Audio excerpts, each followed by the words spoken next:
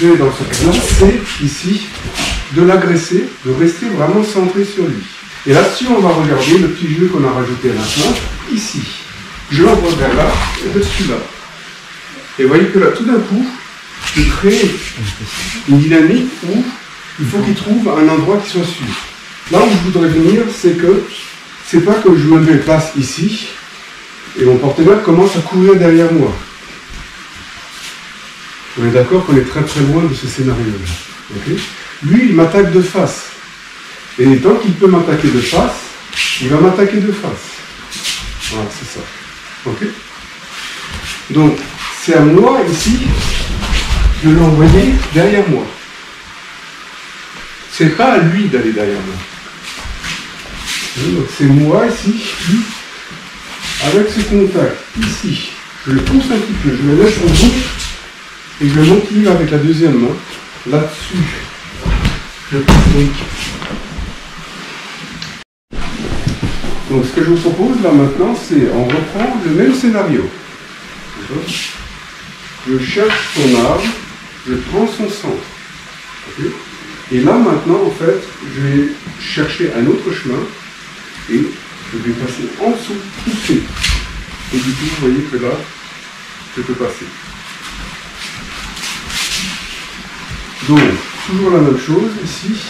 Je cherche son arme et quand j'ai contact, je prends son centre et là-dessus maintenant, je passe en dessous. Et je vais chercher cette hauteur. Donc on a déjà vu, son chemin arrive, je le place ici, et là-dessus, je pousse ici, vers l'avant. Et de nouveau, je le menace avec la deuxième main, pour de nouveau ici, faire un éliminateur par ça, pour faire quelque chose.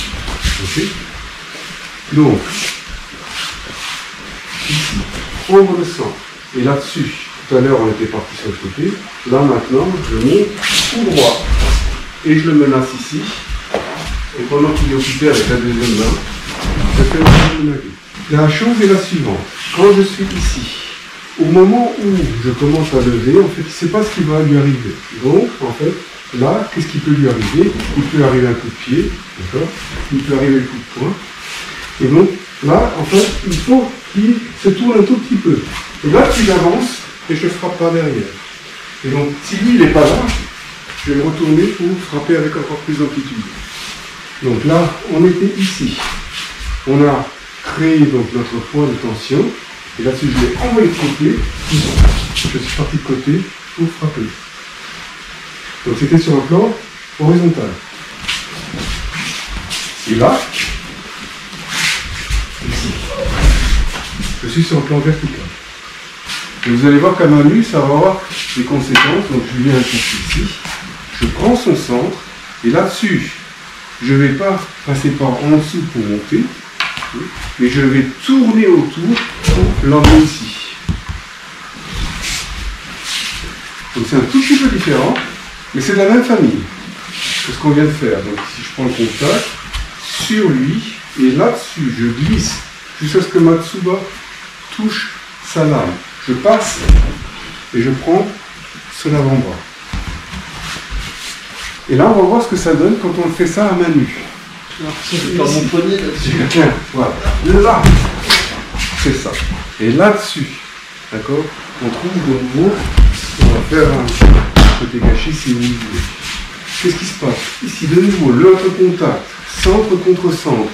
Et là-dessus, je m'écarte un peu plus qu'avant et je le crochette. Donc ce qu'on faisait avec l'arme, là, je l'emmène. Je le frappe ici pour le motiver, je passe ici en dessous et j'en profite pour faire un côté.